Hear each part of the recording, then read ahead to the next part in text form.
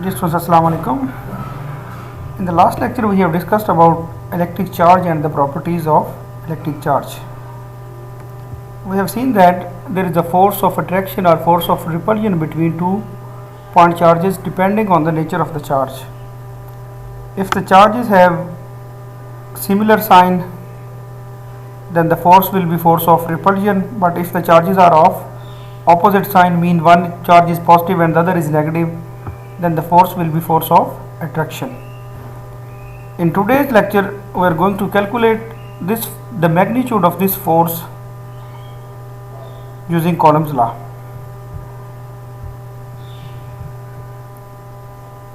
The electrostatic force or the electric force between charged bodies at rest is known as electrostatic force or the Coulomb force. This force of attraction or repulsion between the charges at rest is known as electrostatic force or Coulomb force. According to the Coulomb's law, the electrostatic force of attraction or repulsion between two point charges is directly proportional to the product of the charges and inversely proportional to the square of the distance between them. By Coulomb's law, जो force of attraction और force of repulsion होती है दो charges के दरमियान, वो directly proportional होती है product of the magnitude of the charges, जबकि इनवर्सली प्रोपोर्शनल होती है square of the distance between them. Let we have two charges Q1 and Q2 as shown in the figure. हमारे पास दो चार्जेस हैं Q1 and Q2, जबकि उनके दरमियान का जो डिस्टेंस है वो R है. Then by first part of the Coulomb's law, F is proportional to Q1 and Q2. Here Q1 Q2 is the product of the magnitude of the charges, okay, and by the second part F is proportional to 1 over R square because force is inversely proportional to the square of the distance. By this part we also say Coulomb's law that it is an inverse square law because force is inversely proportional to the square of the distance, like gravitational force. Gravitational force is also inverse square force or that obey inverse square law because gravitational force is also inversely proportional to the square of the distance. So combining these two equations, we have F is proportional to Q1 Q2 over R square, and removing the proportionality we have F is equal to K Q1 Q2 over R square. Here K is the constant of proportionality. This is the mathematical form of Coulomb's law. Next is what is K and what is the value of the K. K is proportionality constant and known as Coulomb constant. It is a universal constant. Mathematically its value is 1 over 4 pi epsilon naught, where 4 is constant, pi is also constant, we know 22 by 7, and epsilon naught is the permittivity of free space. Okay, its value is 8.85 into 10 raised power minus 12 Coulomb square over Newton meter square. Its value is also constant for vacuum. So the value of K for vacuum is a constant quantity. Putting the value of permittivity of free space in this expression, we have the value of K 8.98 into 10 raised to power 9 Newton meter square over Coulomb square. This is the value of Coulomb constant with units. Now if we put the value of K 1 over 4 pi epsilon naught into the force equation into the Coulomb force, then the Coulomb force becomes F is equal to 1 over 4 pi epsilon naught Q1 Q2 over R square. This is the mathematical form of Coulomb force between two point charges with magnitude Q1 Q2 having distance R between them, and the medium between them is vacuum. Next is if we place a medium between the two point charges, then what would be the effect on the Coulomb force?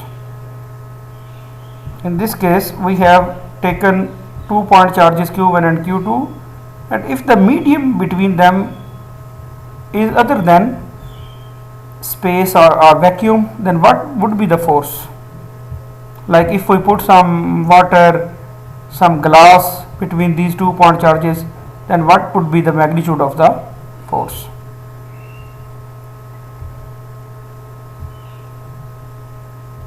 Okay. Now for medium, the permittivity of the medium is denoted by epsilon m, epsilon naught m. So force between 2 point charges q1 and q2 with distance r between them, but having a medium of permittivity of the medium epsilon naught, epsilon m. Epsilon m is the permittivity of the medium. So this is the force between 2 point charges with medium m. Now permittivity of the medium can be defined in terms of relative permittivity using this expression. And relative permittivity is the ratio of the permittivity of the medium to the permittivity of free space. Okay, its value is always greater than 1 other than vacuum or free space or air. Here is the value of the permittivity of free space for different materials. So these values are always greater than 1 for all mediums other than vacuum or air. Now if we place any one of the medium between the 2 point charges, then the force will become this one. And now the value of relative permittivity is greater than 1, so the force between 2 point charges reduces to the force with the vacuum between 2 point charges. So if we place a medium between 2 point charges, it reduces the force, it reduces the Coulomb force, that is the force of attraction or force of repulsion. So this is the effect of a medium placed between the 2 point charges. It will decrease the force by the value up to the relative permittivity of that medium, and this decrease in the force will depend on the medium. तो यहाँ से हमें ये पता चलता है कि अगर हम 2 point चार्ज के दरमियान को मीडियम प्लेस कर दें, मिसाल के तौर पर अगर हमारे पास दो कोई पॉइंट चार्जेस Q1 Q2 हैं, हम उनके दरमियान में बेसाल्ट, PVC, आइस, वाटर, कोई भी चीज़ अगर इनमें इस मटेरियल की मतलब इन मटेरियल में से कोई भी चीज़ हम प्लेस करते हैं, तो इस डाइलेक्ट्रिक मटेरियल की वजह से उन दो चार्जेस के दरमियान जो फोर्स है वो कम हो जाएगी as compare to the force जो उन 2 point चार्जेस के दरमियान होती है जब हमने उनके दरमियान वैक्यूम या एयर को रखा होता है. So relative permittivity can be defined as the factor by which electric force between the charges is decreased relative to the vacuum. So relative permittivity can be defined as this one. The force, this is the ratio of the force between two charges without medium, mean vacuum or air, and with medium. So this decrease, this the factor by which the force is decreased is actually equal to the relative permittivity. Relative permittivity is also can be found or can be defined as the capacitance of a capacitor using some material as a dielectric compared to the similar capacitor that has vacuum as its dielectric. इसी तरह relative permittivity को हम define कर सकते हैं C medium capacitance of a capacitor with medium over capacitance of that capacitor without medium.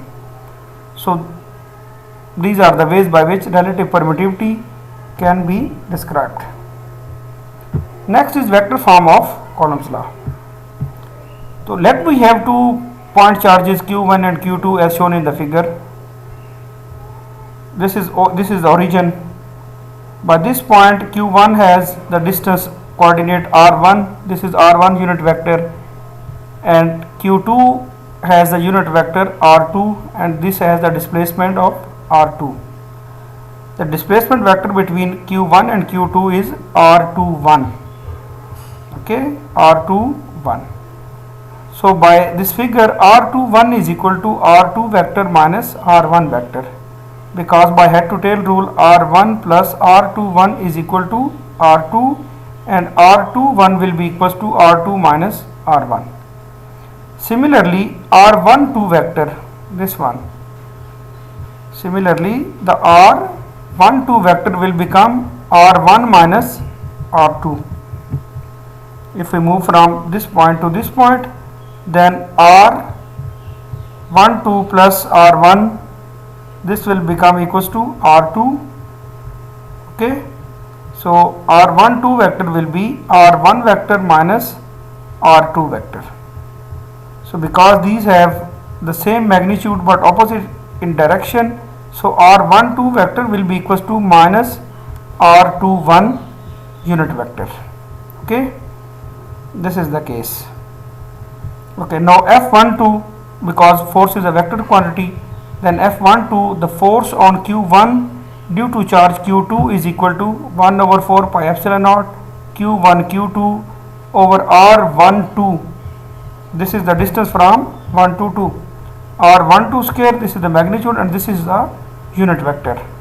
So this is the vector form of the force on charge Q1 by charge Q2. Similarly, the force on charge Q2 by Q1, this will be equals to F21, this one. This will be 1 over 4 pi epsilon naught Q1 Q2 over R21 square into R21 unit vector. Okay, because we know that R2 unit vector is equal to minus R12 unit vector. So if we place this one, so F21 force will become 1 over 4 pi epsilon naught Q1 Q2 over R21 square into R12 unit vector. So comparing these two equations, F12 and F21, we have F12 force is equal to minus F21 force. Okay, these two forces F12 and F21 are equal in magnitude but opposite in direction. So these are action and reaction forces. Okay, so Coulomb force in vector form confirms that the two forces F12 and F21, the force on charge Q1 by Q2 or the force on Q2 by Q1 are both equal in magnitude but opposite in direction. So this is the third law of motion. Forces are equal in magnitude but opposite in direction. Thank you very much.